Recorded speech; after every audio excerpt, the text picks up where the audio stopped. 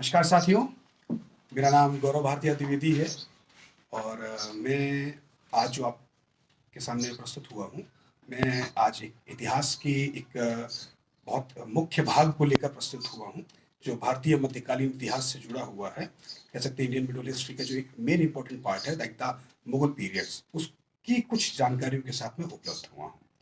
उसके साथ-साथ मैं आपसे ये भी कहना चाहूँगा कि जो हमारा ये चैनल है, आप इसको प्लीज़ सब्सक्राइब ज़रूर कीजिएगा ताकि आगे भी जो हमारे वीडियोज़ हैं, जो इतिहास और विधि संबंधित हैं, वो आपको प्राप्त होते रहेंगे। तो इसकी शुरुआत करते हैं मध्यकालीन इतिहास, middle history of Indian part. तो इसको हम 2 भागों में बाँटते हैं, जो हमारा मुगल एरा है, उसको हमने 2 भागों में बाँटा हुआ है, पार्ट 1 एंड पार्ट 2। आज हम जिस भाग की बात करेंगे, वो हमारा पार्ट 1 होगा, जिसमें हम बाबर की एंट्री से लेकर के और औरंगज़ेब की डेथ तक की हम बात करेंगे। लोग अक्सर कहते हैं कि सर हम मुगल एरा को हम 2 भागों में क्यों बाँटते हैं? तो इसका रीज़न ये है कि मुगल जो एम्पायर है, ये नॉर्थ इंडिया में जो दिल्ली सल्तनत है या लाहौर में है, तो एक लंबे समय तक छाया रहा। इसी वजह से हम मुगल एरा को 2 भागों में बाँटते हैं। जो पहला इनका टाइम पीरियड है, वो हमारा 1526 1526 एडी से लेकर के 1707 मतलब 1707 एडी तक चलता है, और जो दूसरा भाग है वो 1707 से लेकर के 1857 तक चलता है हमारा। तो इन 2 भागों को जब हम बाँटते हैं, डिवाइड करते हैं, तो उसमें हम ये देखते हैं कि जो पहला भाग है वो मुख्य है, क्योंकि उसमें जिन एम्परर्स ने शासन किया, जिन बादशाहों ने शासन किया, उन्होंने भारत की जो नीतियाँ हैं, उनमें आमूल-चामूल परिवर्तन किया और नॉर्थ इंडिया के कई विशेष भागों पर, खासकर जब हम देखते हैं मतलब अकबर के बाद से लेकर ये साउथ इंडिया में भी प्रवेश करने का काम करते रहे। औरंगज़ेब के टाइम तक ये कर भी गए, लेकिन आफ्टर औरंगज़ेब वो उनका प्रॉब्लम भी बढ़ा, क्योंकि बहुत बड़ा एरिया हो गया था, तो निश्चित रूप से कहीं न कहीं उनको इन चीज़ों में समस्याएँ उत्पन्न हुई भारत में एक लंबे समय तक शासन करने में। अच्छा, उसकी कुछ और भी कुछ कमियाँ, मतलब कह सकते हैं कि और भी पॉइंट्स हैं, कुछ महत्वपूर्ण मुद्दे हैं, लाइक जैसे यूरोपियंस का प्रवेश है, पुर्तगाली हैं, फिर डचीज़ हैं, फिर ब्रिटिशर्स हैं, फिर फ्रांसीसी, इनके प्रवेश ने भी कहीं न कहीं मुगल शासन के लिए थोड़ी-सी समस्याओं को खड़ा किया। तो अभी उन सब के लिए समय नहीं है, बल्कि आज हम बात करेंगे मुगल एरा के जो पार्ट 1 है, 1526 से लेके 1707, उस भाग की बात करेंगे। तो इसमें जिन बादशाहों ने शासन किया है, उनके नाम हैं बाबर, हुमायूँ, अकबर, जहांगीर, शाहजहां और औरंगजेब। ये जो मुगल एरा के बादशाह हैं, इन लोगों ने इस टाइम पीरियड पे शासन किया था। इनका जो टाइम पीरियड है, अगर उसको हम देखें, तो बाबर का तो बहुत छोटा शॉर्ट टाइम पीरियड रहता है, 1526 टू लेके 1530 तक, मतलब 1526 से लेके 1530, 4 साल के पीरियड में उसने शासन किया है। उसके बाद 1530 से लेके 1556 तक हुमायूँ का शासन आता है, जो कि बाबर के बड़े बेटे थे, लेकिन ये भी 2 भागों में होता है, क्योंकि 1530 से लेके 1540 तक तो इनका शासन रहता है। उसके बाद शेरशाह सूरी का शासन, जो कि एक अफगान शासन है, वो 15 सालों के लिए भारत में आ जाता है, सूरी वंश का।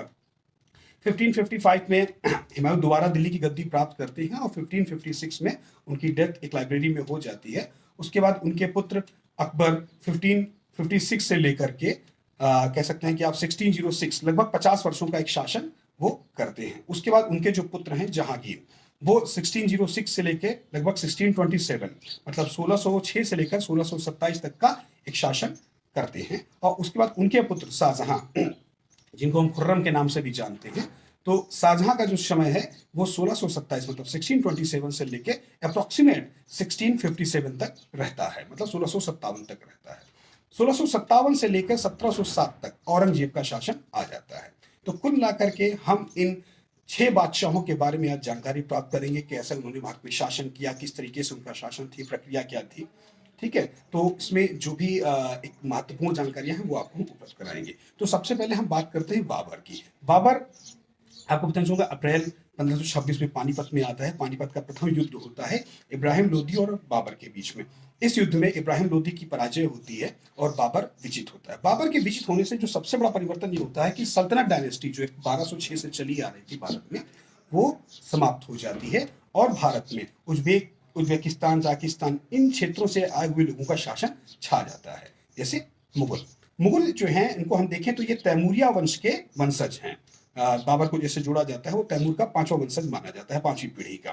तो तैमूर जो 1398 में भारत में आक्रमण किया था तुगलक वंश के टाइम पे, तो उसको एक सुनहरे भविष्य का स्वामी कहा गया था। तो ये इसी चीज से जोड़ा गया कि उसके वंशज भारत में आके शासन करने लगते हैं। तो बाबर ने जब 1526 में इब्राहिम लोदी को हराया और उसके बाद उसने दिल्ली की सत्ता को हासिल किया।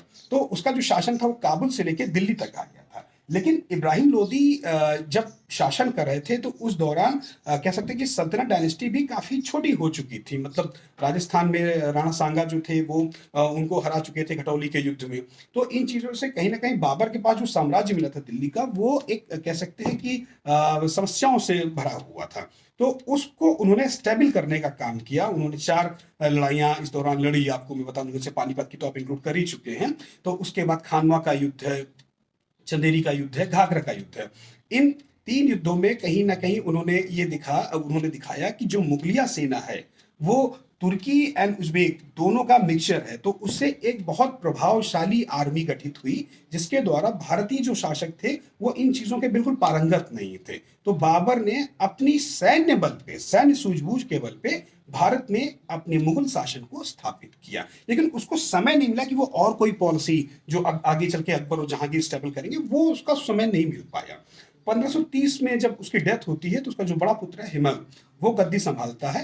हिमायू कहीं ना कहीं कंपेयर बाबर अच्छा सेना नायक तो नहीं था। मैं ये तो कहूंगा इस बात को कि वो जो उनके पास एक आर्मी कह सकते हैं कि डिप्लोमेसी या आर्मी जो सिस्टम होता है उसका नॉलेज उनके पास बाबर की तरीके का नहीं था। लेकिन फिर भी चूंकि बाबर उनके पिता थे तो उनके पास एक स्टेबल अंपायर था जो काबुल से लेकर दिल्ली और लगभग आगरा तक आगे आ चुका था, कन्नौज तक आ चुका था। तो उसको चलाने का प्रयास करते हैं। वो भारत में उन व्यवस्थाओं को लागू करने का प्रयास करते हैं जो अकबर आगे करेंगे।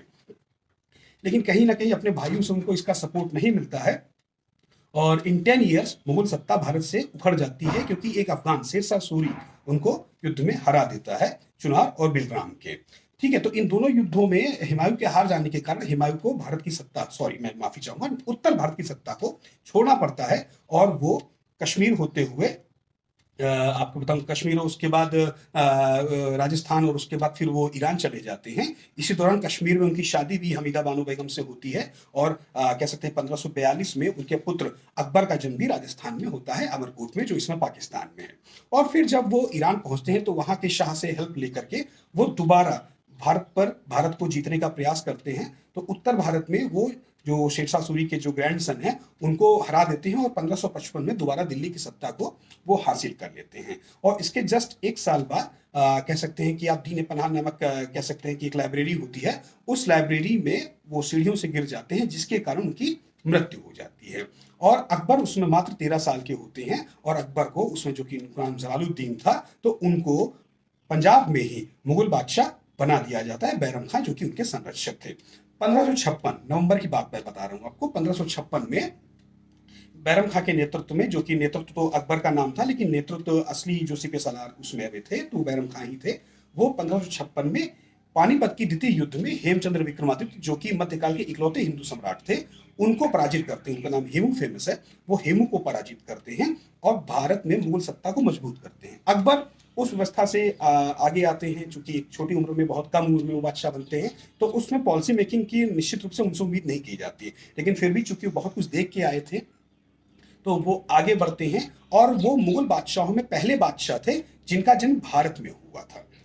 वो धीरे धीरे इन व्यवस्थाओं को सीखते हैं, समझते हैं कैसे काम करना है। शुरुआत में तो बैरम खान साहब से ही सीखते हैं, लेकिन फिर उनको लगता है कहीं ना कहीं वो उन पर भारी हो रहे हैं, तो जो पॉलिसी बनाना चाहते हैं वो नहीं बना पाते हैं। इसी दौरान वो जब सीखते हैं कि कैसे भारत में जो पुराने मुस्लिम शासक थे वो स्थापित नहीं हो पाए, तो उन्होंने यही समझा कि जो हिंदू लोग हैं, जो कि हिंदू जो जनता थी वो भारत में बहुत ज़्यादा थी। ठीक है, तो उसको अपना नहीं पाए वो मुस्लिम बादशाह। तो अकबर इस पॉलिसी पे काम करते कि कहीं ना कहीं अगर हमको आगे बढ़ना है तो जो यहाँ की हिंदू जनता है उसको लेकर आगे बढ़ना पड़ेगा। तो वो क्या करते हैं, कुछ ऐसे टैक्सेस होते हैं जो कहीं ना कहीं एक धार्मिक विभेद पैदा करते हैं, जैसे तीर्थ यात्रा कर, जजिया कर, व्यापार कर। तो इन करों के माध्यम से मुस्लिम और गैर मुस्लिम जो जनता है उसका एक बहुत बड़ा फर्क दिखाई पड़ता है। तो वो इन करों को डिमोलाइज, मतलब समाप्त कर देते हैं। उससे क्या होता है कि जो हिंदू रियाया है तो वो बहुत ज्यादा प्रसन्न होती है और वही इनको कह सकते हैं कि बहुत ज्यादा मानती है कि चलो अकबर बादशाह ने ऐसा किया और अकबर के राज्य को स्थापित करने को और अच्छा एक मौका मिल जाता है उनके पास। ऐसा नहीं है कि वो हिंदू शासकों से लड़ाई नहीं करते हैं। अगर हम 1567 की चित्तौड़ की बात करें तो उन्होंने चित्तौड़ में 30,000 जो राजपूत थे उनकी हत्या करवा दी थी, जो एक ब्लैक पॉइंट है अकबर के शासन पे। तो वहां पर ये दिखता है कि कहीं ना कहीं वो अपना अंपायर खड़ा करने के लिए कुछ भी सोच कर सकते थे। बाकी सुलह कुल की नीति उन्होंने अपनाई, लोगों से मिले, कह सकते हैं कि एक इबादत खाना स्थापित किया फतेहपुर सीकरी में 1575 में, फिर उसको 1578 में अन्य धर्मों के लिए भी खोला। मतलब उनके दरबार में कई धर्मों के कह सकते हैं जो विद्वान लोग थे, इंटेलेक्चुअल पर्सन थे, वो आते थे। चाहे हिंदुज्म हो, मुस्लिम हो, और आपके कह सकते हैं कि सिख सिख जो पंथ है हमारा, तो उसके गुरु रामदास को उन्होंने जमीन भी डोनेट की थी। आज इस जमीन पे स्वर्ण मंदिर यानी कि हरमिंदर साहब बना हुआ है। 500 बीघा जमीन उन्होंने डोनेट की थी। उसके अलावा जैनों के भी धार्मिक लोग उनके पास आते थे। क्रिश्चियन में फादर मांसरेट तो फेमस नाम है जो उनके दरबार में आया था। तो अकबर एक ऐसा शासन स्थापित कर रहे थे जिसमें मुगलों का प्रॉफिट हो, ये जान लीजिए आप। मतलब वो अपने वंश के शासन को स्थापित करना चाहते थे, तो किसी धार्मिक प्रक्रिया में नहीं होना चाहते थे। धार्मिक प्रक्रिया के बारे में मुगल्स जो थे वो उतने धार्मिक मुसलमान नहीं थे जितना लोग उनको अब मानने लगे हैं, जो इस समय की सिचुएशन है।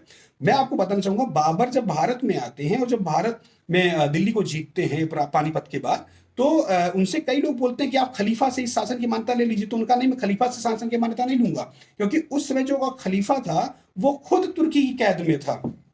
तो अगर वो खलीफा से मान्यता लेते तो उनको तुर्की की भी सत्ता को स्वीकार करना पड़ता। इसीलिए उन्होंने खलीफा से मान्यता नहीं लिया। और खलीफा से मान्यता नहीं ले रहे हैं तो मतलब आप इस्लामिक डायनेस्टी को स्वीकार नहीं कर रहे हैं। तो मुगल उस समय उतने ज्यादा कट्टरपंथी नहीं माने जा सकते हैं जितना आज के लोग उनको बोलने लगे हैं, आज की जो राजनीतिक पार्टियां बोलती हैं। फिर अकबर ने इस पॉलिसी को अपना आगे बढ़ाया और हिंदू परिवारों में शादी भी की। जैसे उनको माना गया कि जो कछवाहा वंश है, आज जिसको हम जयपुर बोलते हैं, वहाँ का कछवाहा वंश था। तो वहाँ की एक राजकुमारी थी हरखा बाई, जिनको आगे जोधाबाई के नाम से भी जाना गया है। हालांकि इसमें विवाद है कि जहांगीर की वाइफ जगत हुसैनी ही जोधाबाई थी, लेकिन इन चीज़ों में हम नहीं पढ़ते क्योंकि ये पॉलिसी मेकिंग पे काम नहीं करती हैं। तो उन्होंने जयपुर राजघराने की हरखाबाई नामक एक राजकुमारी से विवाह भी किया, जिनसे सलीम नामक पुत्र हुए, जो आगे चल के जहांगीर के नाम से उत्तर भारत के बादशाह बने। तो उनकी इन पॉलिसी से क्या हुआ कि कहीं ना कहीं लोगों से उनका जुड़ाव हो गया। लेकिन चूंकि वो एक बादशाह थे, वो अंपायर खड़ा करना चाहते थे, तो मैं आपको बता दूंगा, मालवा हो गया, आपका क्या कह सकते हैं, चित्तौड़ हो गया, मालवा हो गया, और आपका ये कश्मीर हो गया, सिंध हो गया, असीरगढ़ हो गया। ये ऐसी कुछ उन्होंने विजय प्राप्त की जिनके द्वारा वो एक कह सकते हैं कि काबिल बादशाह घोषित हुए। और दक्षिण भारत की तरफ उनका जो पहला कदम था वो अहमदनगर का था। अहमदनगर में उसमें चांद बीबी का शासन था। तो साउथ इंडिया को भी जीतना चाहते थे, क्योंकि साउथ इंडिया में कह सकते हैं कि ट्रेड के लिए बहुत सारी वैकेंसीज थी, क्योंकि समंदर था, पेनिनसुला था। पेनिनसुला से खैर एग्रीकल्चर तो उतना नहीं मिलता, लेकिन चूंकि एक सी कोस्ट एरिया था, भारत के 9 स्टेट आज भी आप देखिए तो 9 स्टेट सी कोस्ट से मतलब समुद्र से जुड़े हुए। तो उसमें भी गुजरात, महाराष्ट्र, ठीक है, केरला, गोवा, तमिलनाडु, आंध्रा, उड़ीसा, बंगाल, ये सब जुड़े हुए एरिया। तो बंगाल तो मुगलों के पास था, लेकिन बाकी साउथ इंडिया कह सकते हैं, सॉरी, बाकी जो इंडिया के जो कोस्टल पार्ट है वो नहीं थे। तो उनको भी वो जोड़ना चाहते थे, इसीलिए उन्होंने साउथ इंडिया की तरफ भी अपना विजय अभियान किया। लेकिन वो उतना ज्यादा उसमें सफल नहीं हो पाए, जो कि आगे चल के औरंगजेब उसमें सफल होंगे। तो कह सकते हैं कि अकबर का जो टाइम पीरियड था वो 50 साल का जो शासन था, वो मुगलों को स्टेबल करने का, मतलब उनकी बेस जो है उसको स्ट्रॉन्ग करने का एक टाइम था।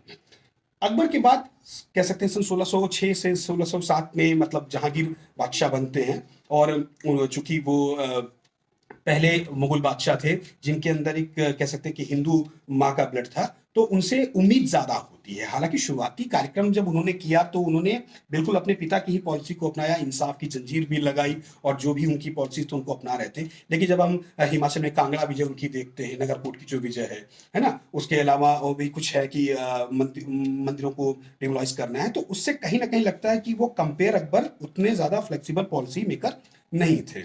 अच्छा, उन पर क्या था कि उन पर नूरजहां का भी प्रभाव आ गया था, जो उनकी वाइफ थी मेहरुनिशा, उनका भी प्रभाव था। तो कहीं ना कहीं एक इस्लामिक शरीयत की तरफ वो लेके चलना चाहते थे शासन को, और दिल्ली के बजाय लाहौर को ज्यादा पसंद करते थे। तो मैं जहांगीर के बारे में बताना चाहूंगा कि बाबर और जहांगीर ये तो ऐसे मुगल बादशाह हैं जिनकी कब्रें वर्तमान भारत में नहीं है। बाबर जो है वो काबुल में उनकी कब्र है, और जहांगीर की जो कब्र है वो कह सकते हैं पाकिस्तान में लाहौर के पास सागरा नामक स्थान पे है।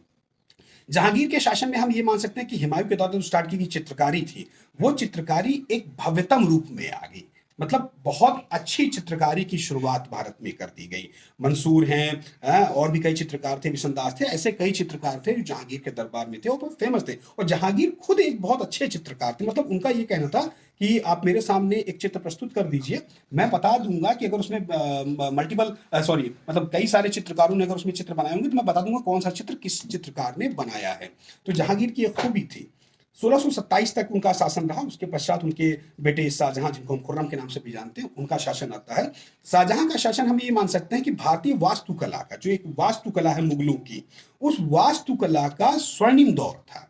मतलब अच्छी अच्छी इमारतों का निर्माण। हालांकि जहांगीर के टाइम पर उनकी जो बेगम है नूरजहां, उन्होंने एतमादुल्ला का जो मकबरा है आगरा में, उसको स्थापित करवा दिया था। लेकिन शाहजहां का जो टाइम था वो बिल्कुल ही अलग था।